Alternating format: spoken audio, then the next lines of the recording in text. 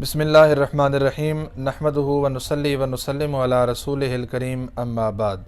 معزز سامعین و ناظرین، زکوٰۃ اللہ رب العزت کا حکم ہے۔ امام الانبیاء صلی اللہ علیہ وسلم نے اس کی فرضیت اور اہمیت کو انتہائی واضح اور بین دلائل اور براہین کے ساتھ بیان فرمایا ہے۔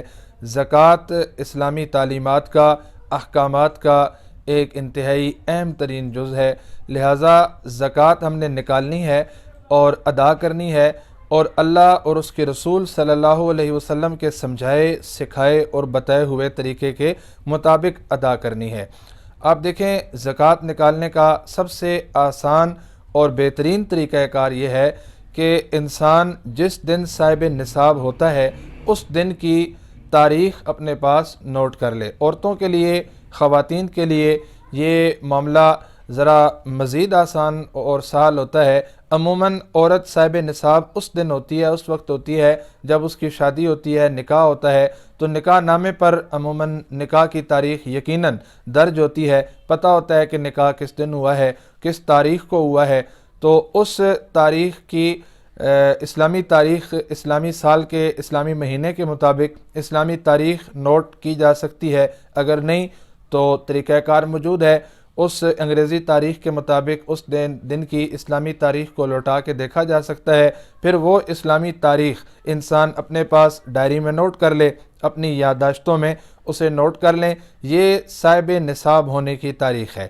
مثال کے طور پہ 1 محرم کو ایک آدمی صاحب نصاب ہوا، مرد یا عورت، جب آئندہ اسی سال، اسی اسلامی مہینے کی اسی تاریخ کو وہ اپنی ڈائری میں دیکھے کہ وہ اس وقت بھی صاحب نصاب ہے یا نہیں۔ اگر وہ اس وقت بھی صاحب نصاب ہے تو اس دن اس کے پاس جتنی رقم موجود ہوگی اس ساری رقم کو وہ باقاعدہ حساب کر کے اس کے اوپر زکوٰۃ ادا کرے گا۔ نکاح نامے پر جس دن کی تاریخ موجود ہو اس دن کی تاریخ کو دیکھتے ہوئے اس دن کی اسلامی تاریخ کا اندازہ کر کے اسے اپنے ڈائری پر نوٹ کر لیں، پھر آئندہ سال جب وہی اسلامی مہینہ آئے اور اس اسلامی مہینے کی وہ تاریخ آئے تو اس وقت انسان دیکھ سکتا ہے اپنے مال میں، اپنے زیورات اور اپنی دیگر چیزوں میں کہ آج کے دن وہ صاحب نصاب ہے یا نہیں۔ اگر آج کے دن صاحب نصاب ہے تو پھر جتنی بھی مکمل ٹوٹل رقم موجود ہوگی اس ساری رقم کے اوپر حساب کر کے صحیح طریقے کے مطابق زکوٰۃ ادا کرنا ضروری ہے۔ زکوٰۃ محض اندازے سے نہیں بلکہ پوری طرح حساب کتاب کر کے ادا کرنی چاہیے۔ پھر اس کے اوپر ایک مزید غلط فہمی عموماً یہ پائی جاتی ہے کہ زکوٰۃ کی رقم کے ہر حصے پر سال گزرنا ضروری ہے۔ ایسی بات نہیں ہے۔ زکوٰۃ کی بنیادی طور پہ 2 شرطیں ہیں، ایک تو یہ کہ صاحب نصاب ہو، اور دوسری یہ کہ حولان حول یعنی رقم کے اوپر، نصاب والی رقم کے اوپر سال گزرا ہو۔ تو اب ایک روپے پر یعنی رقم کے ہر جز اور ہر حصے پر سال گزرنا ضروری نہیں ہے۔ ایک آدمی کے اوپر مثال کے طور پہ زکوٰۃ فرض ہوئی 1 محرم الحرام کو، اور اس کے پاس مثال کے طور پہ 1 لاکھ روپیہ تھا۔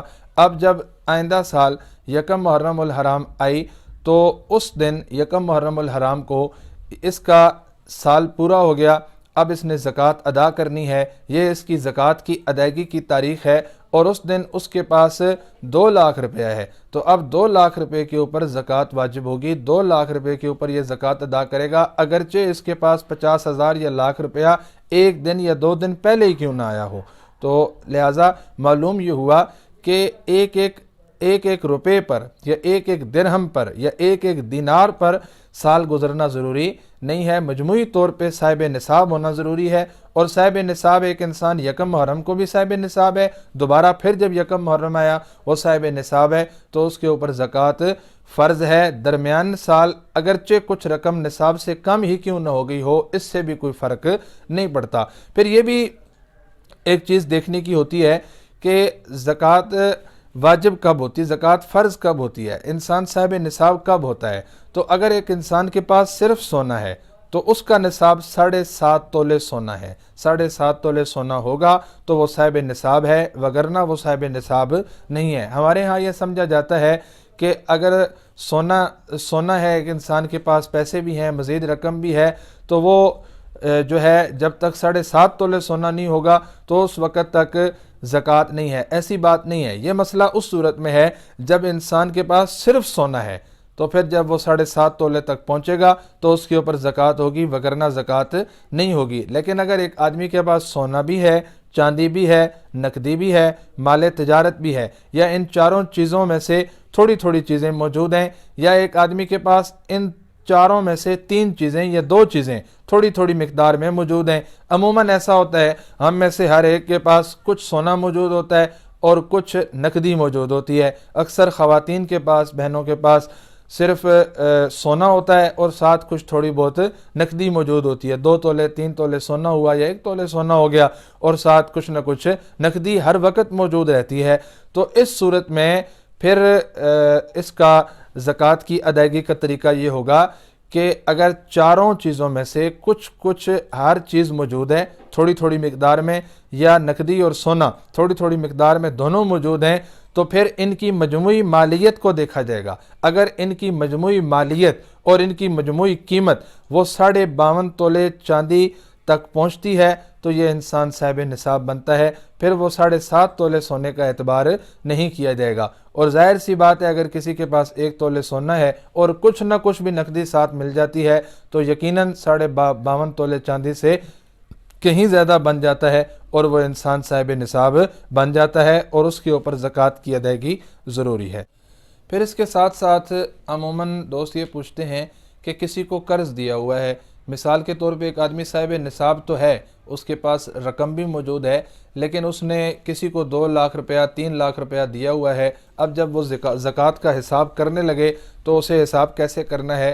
تو ویسے تو فقہاء نے یہ لکھا ہے کہ بہترین طریقہ یہی ہے کہ جو قرض کسی کو دیا ہوا ہے اس رقم کو بھی ابھی اس نصاب کے ساتھ شامل کر لے اور اس کا حساب کر کے زکوٰۃ ابھی ادا کر دے.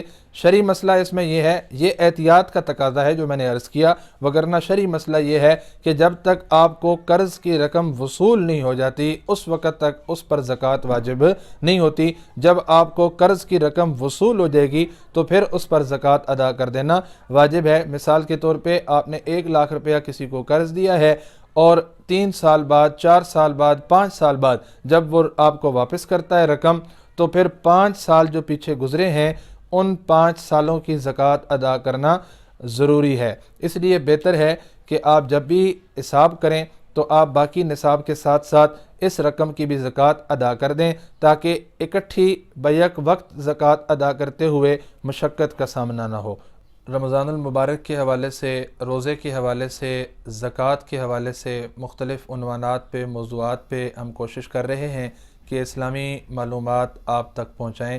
لیکن اگر پھر بھی روزمرہ کے مسائل کے حوالے سے، اسلامی احکامات، عبادات کے حوالے سے، بنیادی عقائد و نظریات کے حوالے سے کسی بھی عنوان پہ آپ کوئی سوال کرنا چاہیں، کوئی بات پوچھنا چاہیں تو ہمارے واٹس ایپ نمبرز یہاں سکرین پہ آ رہے ہوں گے، آپ ان پہ وائس نوٹ بھیج سکتے ہیں. آپ کمنٹس سیکشن میں اپنی رائے کا اظہار کر سکتے ہیں، بہترین مشورہ اور تجویز دے سکتے ہیں، اور جو مسئلہ آپ پوچھنا چاہیں وہ مسئلہ پوچھ سکتے ہیں. اللہ رب العزت ہم سب کا حامی و ناصر ہو. وما علینا الا البلاغ المبین.